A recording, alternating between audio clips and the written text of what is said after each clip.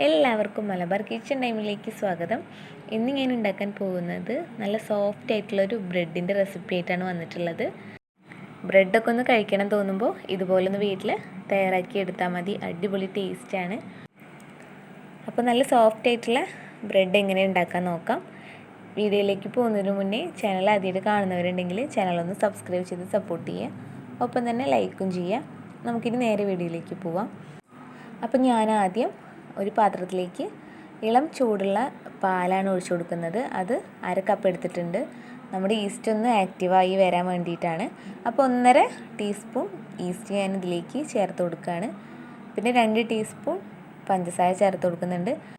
നല്ലോണം ഒന്ന് പൊങ്ങി കിട്ടാൻ വേണ്ടിയിട്ട് പഞ്ചസാര ചേർത്ത് കൊടുത്തിട്ടുണ്ട്. പിന്നെ നമ്മൾ എക്സ്പയർ ആയിട്ടുള്ള ഈസ്റ്റൊന്നും എടുക്കാതിരിക്കുക. ഫ്രഷ് ഈസ്റ്റ് തന്നെ എടുക്കുക, എന്നാലുള്ളൂ നല്ലോണം പതഞ്ഞ് കിട്ടുള്ളൂ. അപ്പോൾ ഇത് ഞാനൊന്ന് ഇളക്കി മിക്സാക്കി വെച്ചിട്ടുണ്ട്. ഒരു 10-15 മിനിറ്റ് നേരം ഒന്ന് റെസ്റ്റ് ചെയ്യാൻ വയ്ക്കുക. ഇനി നമുക്ക് ഒരു പാത്രത്തിലേക്ക് ഞാൻ 3 കപ്പ് മൈദമാവ് ചേർത്ത് കൊടുക്കുകയാണ്. ഇനി ഇതിലേക്ക് നമ്മൾ നേരത്തെ തയ്യാറാക്കി വെച്ച ആ പാലും ഈസ്റ്റൊക്കെ ഉണ്ടല്ലോ, നല്ലോണം പതഞ്ഞ് വന്നിട്ടുണ്ട്. 15 മിനിറ്റ് ആയിട്ടുണ്ട്. അപ്പോൾ ഞാനിതൊന്ന് തുറന്നിട്ടൊന്ന് ഇളക്കി നോക്കുകയാണ്.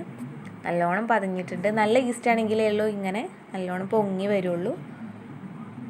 അപ്പോൾ ഇതൊന്ന് ഇളക്കി കൊടുത്തതിന് ശേഷം മൈദമാവിലേക്ക് ചേർത്ത് കൊടുക്കാം.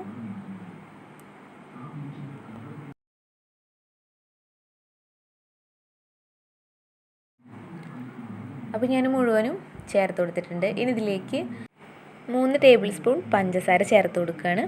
അതുപോലെ തന്നെ 3 ടേബിൾ സ്പൂൺ ഓയിലും കൂടെ ചേർത്ത് കൊടുക്കുകയാണ്. സൺഫ്ലവർ ഓയിലാണ് ചേർത്ത് കൊടുക്കുന്നത്. അപ്പോൾ അതും കൂടെ ചേർത്ത് കൊടുക്കാം. പിന്നെ ഇതിലേക്ക് 1/4 ടീസ്പൂൺ ഉപ്പും കൂടെ ചേർത്ത് കൊടുക്കാം. എന്നിട്ടൊന്ന് മിക്സ് ചെയ്തെടുക്കുക. പിന്നെ ഇതിലേക്ക് ചേർത്ത് കൊടുക്കേണ്ടത് 3 കോഴിമുട്ടയാണ്. അതും കൂടെ ഒന്ന് ചേർത്ത് കൊടുക്കാം.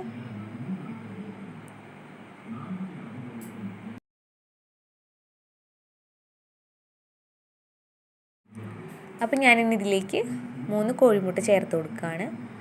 അപ്പോൾ അതും കൂടെ ഒന്ന് ചേർത്ത് കൊടുത്തിട്ട് നല്ലപോലെ ഒന്ന് മിക്സ് ചെയ്തെടുക്കണം.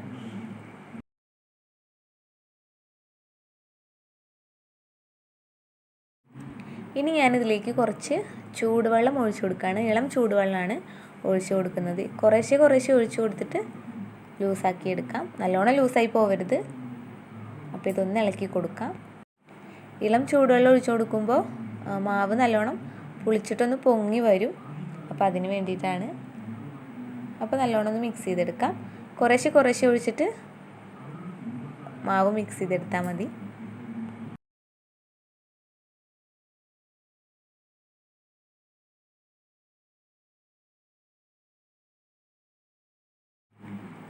അപ്പോൾ ഞാനിവിടെ മാവ് റെഡിയാക്കി എടുത്തിട്ടുണ്ട്. ഈ ഒരു കൺസിസ്റ്റൻസിയിലാണ് മാവ് റെഡിയാക്കി എടുത്തിട്ടുള്ളത്.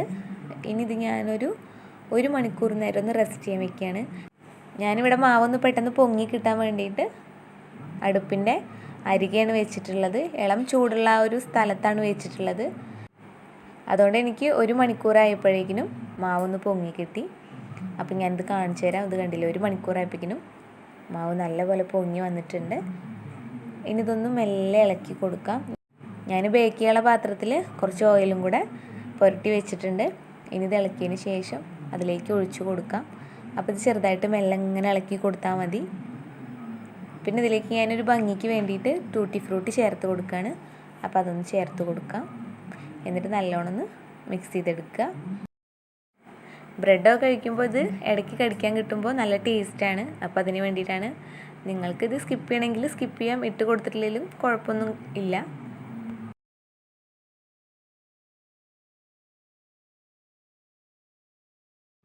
അപ്പോൾ നല്ലോണം മിക്സ് ചെയ്തെടുത്ത ഈ ഒരു ബാറ്റർ നമുക്ക് നേരത്തെ ഓയിൽ പുരട്ടി വെച്ച ആ പാത്രത്തിലേക്ക് ചേർത്ത് കൊടുക്കാം. നെയ്യോ സൺഫ്ലവർ ഓയിലോ വെജിറ്റബിൾ ഓയിലോ എന്ത് വേണമെങ്കിലും യൂസ് ചെയ്യാം. വെളിച്ചെണ്ണ യൂസ് ചെയ്യാതിരുന്നാൽ മതി. അപ്പോൾ ഇനി ഇതൊന്ന് മേലൊന്ന് ലെവൽ ചെയ്ത് കൊടുക്കാം.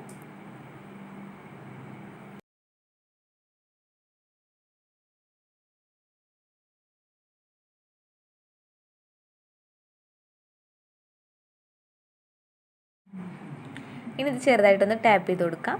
അതിൻ്റെ ഉള്ളിൽ എയർ ബബിൾസ് എന്തെങ്കിലും ഉണ്ടെങ്കിലൊന്ന് പുറത്ത് വരാനാണ്. അപ്പോൾ ഇത് റെഡി ആയിട്ടുണ്ട്. ഇനി ഇത് ഞാൻ അടച്ചു വെച്ചിട്ടൊരു 15 മിനിറ്റ് നേരം ഒന്നും കൂടെ റെസ്റ്റ് ചെയ്യാൻ വെക്കുകയാണ്. അപ്പോഴേക്കും ഒന്നും കൂടെ പൊന്തി കിട്ടും. അപ്പോൾ ഇത് കണ്ടില്ലേ, 15 മിനിറ്റ് ആയപ്പോഴേക്കും ഇത്രയും പൊങ്ങി കിട്ടി. ഇനി ഇതിൻ്റെ മേലെ കൂടെ കുറച്ചും കൂടെ ഞാൻ ടൂട്ടി ഫ്രൂട്ടിയൊക്കെ ഒന്ന് ഇട്ട് കൊടുക്കുകയാണ്. നല്ലൊരു ഭംഗി ഉണ്ടാവും കാണാൻ വേണ്ടിയിട്ട്. ഇനി ഇത് ഞാൻ കുക്ക് ചെയ്തെടുക്കുന്നത് ഇഡ്ഡലി ചെമ്പ് വെച്ചിട്ട് അതിലൊരു ഓട്ടത്തട്ട് വെച്ചിട്ട് അങ്ങനെയാണ് കുക്ക് ചെയ്തെടുക്കുന്നത്. വെള്ളമൊക്കെ ഒഴിച്ചിട്ട് ആവിയിലാണ് കുക്ക് ചെയ്തെടുക്കുന്നത്. അപ്പോൾ അതൊന്ന് വെച്ച് കൊടുക്കാം. അപ്പോൾ ഇതൊന്ന് പതുക്കെ ഇറക്കി വെച്ച് കൊടുക്കാം.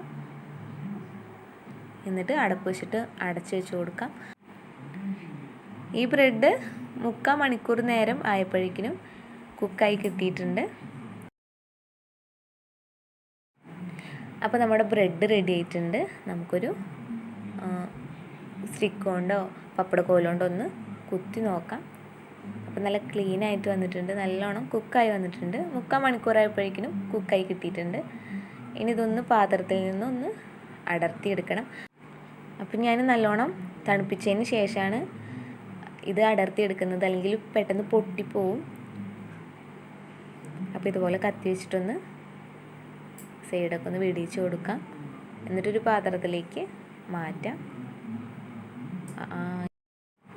അപ്പോൾ ഇതിൻ്റെ സൈഡൊക്കെ ഒന്ന് വെടിയിച്ചെടുത്തിട്ടുണ്ട്. ഇനി ഇതൊരു പാത്രത്തിലേക്ക് കമഴ്ത്തിയിട്ടൊന്ന് പാത്രത്തിലേക്ക് മാറ്റാം.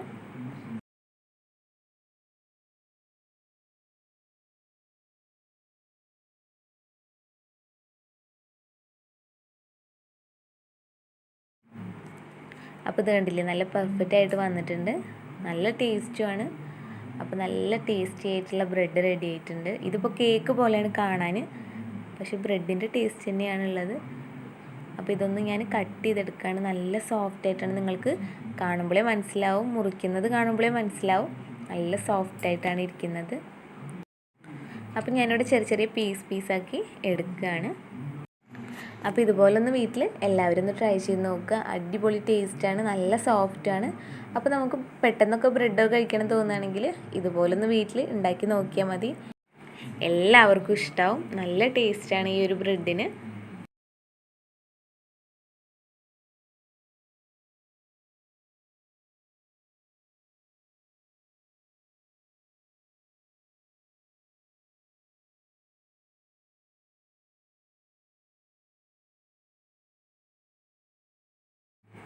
അപ്പോൾ ഞാനൊരു ചെറിയൊരു പീസ് എടുത്തിട്ട് നിങ്ങൾക്ക് കാണിച്ചു തരാം. നല്ല സോഫ്റ്റ് ആയിട്ടാണ് ബ്രെഡ് ഇരിക്കുന്നത്.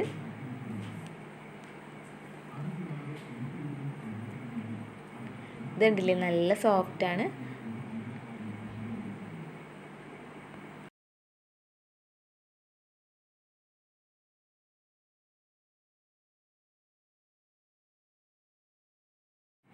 അപ്പോൾ നല്ല ടേസ്റ്റി ആയിട്ടുള്ള ബ്രെഡ് റെഡി ആയിട്ടുണ്ട്.